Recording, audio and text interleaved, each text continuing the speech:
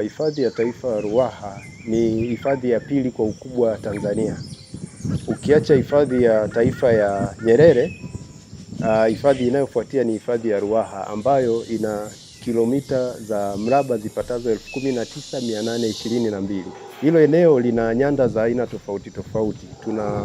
Tunaita kuna eneo la miombo woodland, lakini kuna uoto wa mibuyu mkubwa, lakini ukienda kusini unakutana na chepechepe ambayo ipo kwenye bonde la Usangu. Ukianza na walking safari. Walking safari ni zao ambalo lipo kwa ajili ya utalii. Watalii wengi wamekuwa wakija ndani ya hifadhi ya Ruaha, wanapata muda mzuri wa kutembea, sababu ni utalii wa kutembea kwa miguu. Lakini pia tunao zao la balloon safari. Balloon safari imekuwa ikifanya vizuri. Huu ni mwaka wa 3 sasa. Lakini pia tunalo zao la kutembea usiku. Kunao wanyama ambao wanapatikana ndani ya hifadhi, mara nyingi huwezi kuwaona mchana, lakini wakati wa usiku unaweza kuwaona. Spidi ni kubwa sana kwa sasa ya ukuaji wa utalii kwa hifadhi ya taifa ya Ruaha. Hiki kituo utafiti katika eneo lolote ndio uti wa mgongo. Yaani tafiti zinasaidia kuona vitu vinavyoendelea katika ekolojia.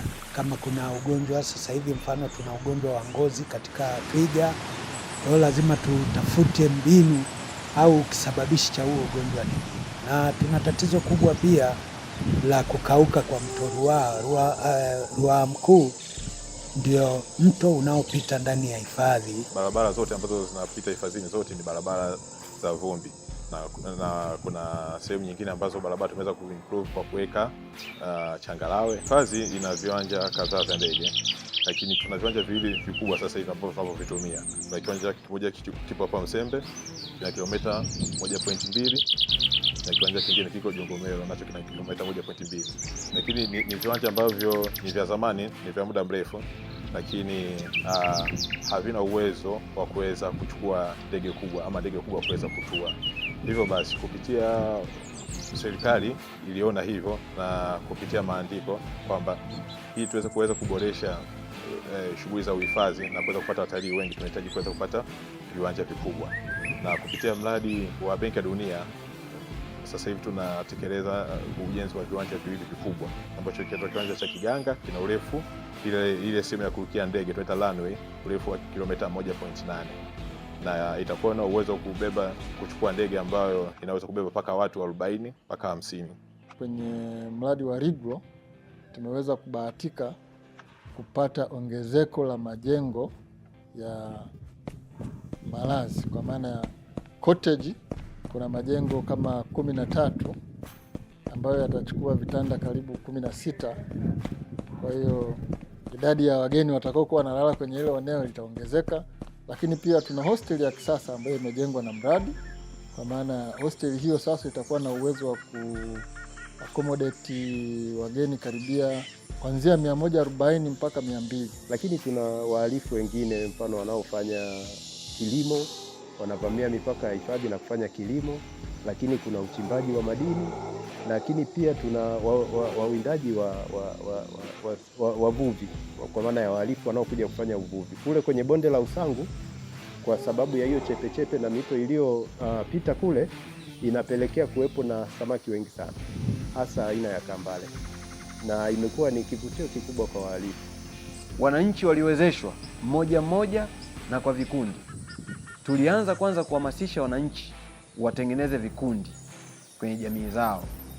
Tulipata jumla vikundi 140 vya wanakijiji kupitia hivyo vijiji 16. Baada ya kuwa na hivyo vikundi, kuanza kuhamasisha wananchi waanze kuchanga hisa kwenye hivyo vikundi. Kwa hiyo walianza kuchanga hisa, wakaanza kukopeshana kwa walikuwa wanakutana kila wiki, na kupitia hivyo vikundi serikali kupitia mradi wa Regrow ilienda kufacilitate wale wananchi kwa kuwapatia zaidi ya bilioni 1.3. Tuna maeneo tayari tulishayatembelea ambayo tumeona kwa muonekano yanaonekana ni mazuri kwa uwekezaji. Tuna zaidi ya maeneo 25 na tuna aina 3 za uwekezaji. Mtu anaweza kuja kuwekeza kama lodge. Lodge kuna taratibu, anapewa eneo lenye ukubwa ambayo inakaa, anaweza kuwekeza lodge. Kuna eneo mtu anaweza kuja kuwekeza kama luxury camp, tunaita PTC, permanent tented camp. Na maeneo pia tumeainisha yapo.